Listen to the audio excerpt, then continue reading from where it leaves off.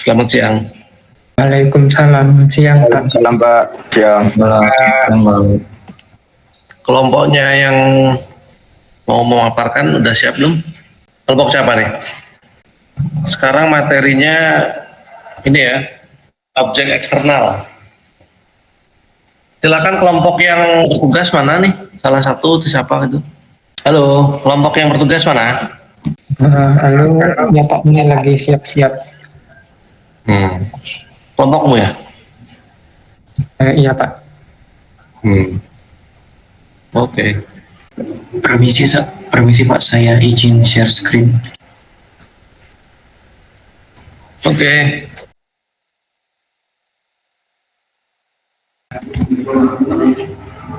Oke, Assalamualaikum warahmatullahi wabarakatuh. Waalaikumsalam warahmatullahi wabarakatuh. Sebelumnya saya mewakili dari kelompok 10 dan 11 yang akan membahas tentang external 3D objects. Next. Oke, di sini nama-nama kelompoknya. Yang pertama ada Asril, Immanuel, Iqbal, Khairul Anam, Alin Fiton, dan Muhammad Asmi. Oke. External 3D object adalah objek 3D yang berasal dari sumber eksternal yang dibawa ke dalam adegan 3D utama. Objek 3D tersebut berasal dari software 3D modeling, perpustakaan model 3D yang sudah ada, atau repositori eksternal lainnya seperti dari platform GitHub, GitLab, dan lain-lainnya. Contoh untuk software pemodelan 3D yaitu Blender, Autodesk Maya, 3ds Max, Cinema 4D, dan lain-lain. Sedangkan untuk perpustakaan model 3D yaitu Sketchfab, TurboSquid, CGTrader, dan lain-lainnya. Format file external 3D objects dibagi menjadi ada tiga. Yang pertama ada OBJ, waveform, format teks sederhana yang mendukung geometri dan material. Umumnya digunakan untuk pertukaran data antara aplikasi 3D. Yang kedua ada FBX, Flimbox, format berbasis biner yang mendukung informasi geometri, material, animasi, dan pencahayaan. Dipakai secara luas dalam industri film dan game. Yang ketiga ada STL, stereolithography, format yang umumnya digunakan untuk mencetak 3D, mewakili permukaan objek. Cara memilih format file yang tepat. Yang pertama, sesuai kebutuhan project. Pilih yang sesuai dengan jenis proyek yang sedang dikerjakan. Misalnya FBX untuk proyek animasi kompleks atau STL untuk percetakan 3D. Yang kedua, kompatibilitas perangkat lunak. Pastikan format yang dipilih kompatibel dengan perangkat lunak desain atau game yang Anda gunakan. Yang ketiga ada ukuran file. Pertimbangkan ukuran file karena beberapa format mungkin lebih efisien untuk disimpan atau dimuat. Yang selanjutnya ialah pembuatan objek 3D dalam Blender. Dalam kasus ini kami menggunakan Blender sebagai contoh dalam pembuatan objek 3D. Jadi yang pertama yang dilakukan ialah membuka Blender yang merupakan software pada komputer. Lalu yang kedua, menghapus objek awal. Secara default Blender memuat objek kubus, sehingga jika ingin memulai dari awal dapat dihapus dengan menekan tombol delete atau X. Setelah itu menambahkan objek baru. Yang pertama dilakukan ialah menekan Shift dengan A atau pilih Add di bagian atas layar. Lalu pilih objek yang ditambahkan seperti kubus, bola, silinder, dan yang lain. Lalu melakukan modifikasi dan pemodelan objek. Dalam melakukan modifikasi dan pemodelan objek ini, yang pertama dilakukan ialah memilih objek. Lalu yang kedua, menggunakan panel alat atau tool panel di sisi kiri atau tekan tombol tab untuk masuk ke mode edit, di mana pengguna dapat memodifikasi vertex, edge, atau face dari objek tersebut. Lalu, gunakan alat pemodelan Blender seperti extrude, scale, rotate, dan lainnya untuk membentuk objek sesuai keinginan. Lalu terakhir, untuk memaksimalkan penggunaan Blender, pengguna dapat mempelajari lebih lanjut tentang pemodelan 3D menggunakan Blender. Lalu yang kelima, pengaturan material dan tekstur. Pengguna dapat menambahkan material atau tekstur ke objek dengan menggunakan panel properties di sisi kanan layar. Lalu selanjutnya rendering dan visualisasi. Blender menyediakan opsi untuk melakukan render objek 3D. Pengguna dapat menggunakan render internal Blender atau menggunakan mesin render eksternal seperti Cycles atau If untuk menghasilkan gambar atau animasi. Lalu yang ketujuh, menyimpan proyek. Untuk menyimpan proyek dapat dilakukan dengan menekan Ctrl S atau pilih File, lalu pilih Save As. Lalu melakukan pemilihan terhadap lokasi dan nama file yang sesuai untuk menyimpan proyek Blender yang diinginkan. Yang terakhir ialah mengekspor objek. Setelah selesai melakukan semua proses, pengguna dapat mengekspor objek ke format file yang didukung seperti OBJ, FBX, ataupun STL dengan memilih file ekspor dan ekspor sesuai dengan nama format file yang dibutuhkan. Keuntungan menggunakan eksternal 3D object. Yang pertama yaitu efisiensi waktu, ya, diversitas desain, penghematan biaya, kolaborasi dan pertukaran, fleksibilitas penggunaan. Untuk kekurangannya yaitu ketergantungan pada sumber eksternal dan keterbatasan kustomisasi, kualitas yang bervariasi, dan terdapat masalah hak cipta dan lisensi serta ukuran file yang besar. Sekian, apakah ada pertanyaan? Mungkin bisa Oh, ya. share screen.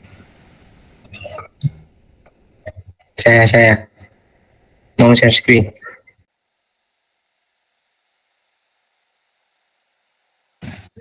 Oke, sudah terlihat. Mungkin saya jelaskan dulu bagaimana cara penggunaan Blender.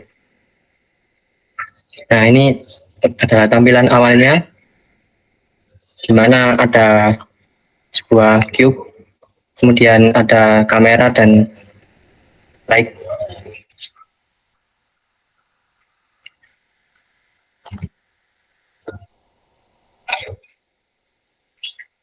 Terus kemudian untuk sama ini boleh dihapus dulu. Terus di sini bisa kalian kasih warna, misalnya kasih warna biru.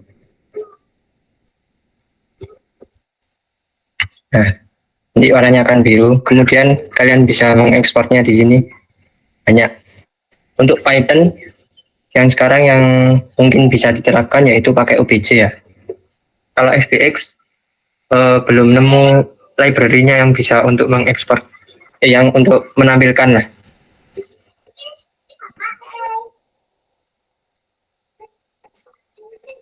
Kemudian di sini kalian save, misalnya cube.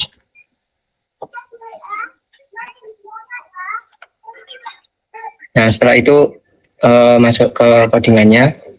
Di sini ada modul untuk membaca file OBJ-nya. Kemudian di sini bisa diganti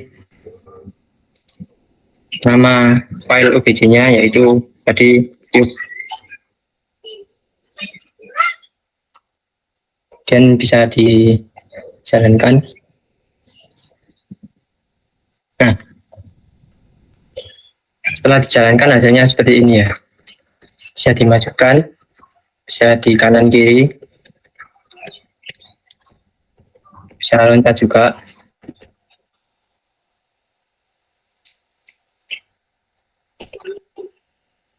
Oke, sekian, terima kasih. Mungkin itu saja yang bisa kami presentasikan. Mungkin dari Bapak maupun teman-teman ada pertanyaan. Bal, mau izin bertanya, Bal. Iya, ya, silakan. Iko, kamu ngerti nggak? Iko pakai software apa tadi sebelum dimulai pakai Visual Studio Code Iko? Iko kalau boleh tahu bisa dikasih tahu ke kita ya. Ayo Bal, mohon jawabannya. Tolong bisa diulang Mas Imam apa pertanyaannya? itu mau tanya ke Mas Iqbal langsung, itu software yang digunakan sebelum menampilkan Visual Studio Code tadi pakai itu nampilin rendernya apa pakai apa? Oh, nama aplikasinya ya Mas? Pakai Ya, Blender Mas? Itu langsung bisa langsung bisa diekspor jadiin Python ya tadi? Atau emang ngoding dulu tadi? Izin menjawab ya. Tadi untuk membuat objek 3D-nya itu menggunakan software Blender karena gratis ya, pakai Blender itu. Terus tadi setelah diekspor ke OBJ itu nanti di codingannya itu bisa dibaca lah sama Python-nya pakai modul yang tadi itu, sehingga bisa ditampilkan ke Pygame-nya. Terima kasih. Apa ada feedback dari Mas Imam? Ya, sebenarnya mau tanya ke kamu, Bang. Nah, iya tadi udah aku jawab tadi. Oh iya Mas Faik, mungkin ada pertanyaan. Aku mau izin tanya, kan tadi kan bisa dibuat animasi 3D, 3D-nya dibuat di Blender kan. Nah, itu diekspor dalam bentuk format OBJ. Nah, itu berarti di Python itu hanya menampilkan dari objek tersebut, atau bisa kayak semacam contoh lah, kita buat animasi di Blender, terus nanti kita ekspor OBJ. Nah, itu ke Python-nya itu hanya menampilkan 3D-nya aja, atau bisa sekaligus animasinya? Mungkin itu sih. Oke Mas Faik, terima kasih. Sebentar ya, saya tampung dulu. Mungkin ada pertanyaan yang lain? Saya izin menjawab. Jadi jika kita menyimpan objek dalam bentuk file OBJ, itu animasinya tidak akan tersimpan karena file OBJ hanya menyimpan informasi-informasi penting mengenai geometri dari objek seperti vertex, posisi, tekstur, dan koordinatnya, sehingga tidak dapat menyimpan informasi-informasi animasi yang seperti keyframe atau data-data animasi yang lainnya.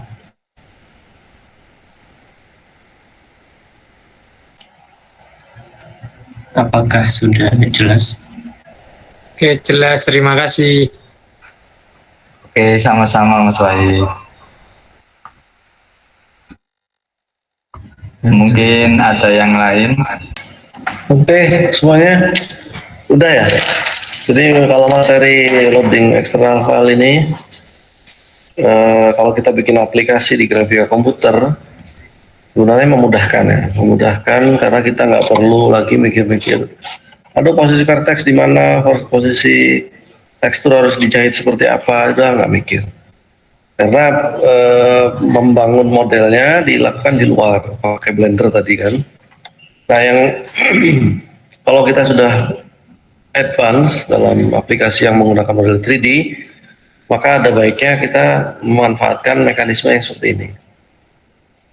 Sehingga model bisa dibuat di luar, terus kita load, dan bisa kita tampilkan dalam aplikasinya. Oke, saya share dulu ya. Saya share ada beberapa informasi yang mau saya sampaikan. Ini. Nah, di Google Classroom, seperti biasa, materi yang sudah dipaparkan silakan dikumpulkan di sini, di ini. Sedangkan bagi yang lainnya untuk resume, silakan submit ke sini, external object. Selain itu ada lagi satu persiapan untuk tugas akhir. Tugas akhir kalian itu bisa dimulai di minggu ini, di mana minggu ini nanti kalian masing-masing kelompok itu akan memilih satu dari sekian judul board game. Nah, gini spesifikasinya ya. Tiap kelompok memilih satu mini board game. Board game itu kayak catur kayak gitu ya. Itu board game. Tuh, mana sih? Kita gedein dulu. Nah, milih satu board game, kemudian satu kelompok hanya boleh memilih satu, nggak boleh ada yang sama. Board game kalau yang saya beri pilihan di sini tuh ada 10 pilihan untuk kelas B ya, kelas B. Pilihannya ini ada tic-tac-toe, reversi, ular tangga, shogi, monopoli, hangman, alkerki, box game, choco, sama nine man. Ini ada 10. Nah, kalau misalnya kelompoknya lebih dari 10, maka dua kelompok lainnya boleh mencari game lain, board game yang lain yang tidak ada di list yang ada di sini. Di sini ya. Ini saya sengaja bagi seperti itu supaya nanti produk game kalian yang sudah jadi itu akan diinstal di PC Lab Game di tempat saya. Nah, nanti semacam katalog begitu ya, katalog game yang ada di aplikasi Python-nya itu bisa dimainkan oleh siapapun yang berkunjung ke Lab Game gitu. Dan nama kalian nanti juga ada di sana ya, di setiap gamenya harus dilengkapi dengan about itu isinya yang mengembangkan gamenya siapa aja, itu di list di situ. Nah, silahkan nanti hari ini saya ingin kalian kelas B itu memetakan game yang ada di sini kepada kelompok masing-masing. Misalnya tic-tac-toe kelompok berapa, reversi siapa, luar tangga siapa. Dipetakan aja, saya nggak tahu caranya bagaimana, yang penting kalian koordinasi untuk membagi tugas akhirnya supaya semuanya kebagian. Kalau misalnya ada pertanyaan ya, misalnya bingung atau ingin mengkonsultasikan board game yang tidak ada di sini, boleh langsung ke Japri, ke saya, atau di WhatsApp group juga boleh. Di WhatsApp group nanti saya respon. Dan misalnya dari pilihan yang sudah, misalnya kelompok 1 kedapatan ngerjain misalnya alkerki. Ini kan nggak umum. Apa ini alkerki, Pak? Nggak tahu ya. Setelah dipelajari ternyata tetap nggak tahu. Nanti boleh berkomunikasi dengan saya untuk saya berikan penjelasan tentang gamenya. Ini beberapa game ini memang nggak familiar, alkerki atau fox games, tapi basically mereka itu mudah, gampang, rulesnya gampang. Nah, seandainya nih ada game yang misal Monopoli ini kan gede kan, rule-nya kan besar. Kalian kalau mau bikin monopoli yang terlalu kompleks untuk kalian boleh bikin monopolinya itu menjadi yang minimized version. Misal monopoli itu ukurannya 10 kali 10 kali 10 kali 10 kan, 10 kota di kiri, di bawah, 10 kota kiri, 10 kota atas, 10 kota kanan misalnya. Jadi kecilin jadi 5 kali 5 semuanya, 5 kali 5 kali 5 kali 5.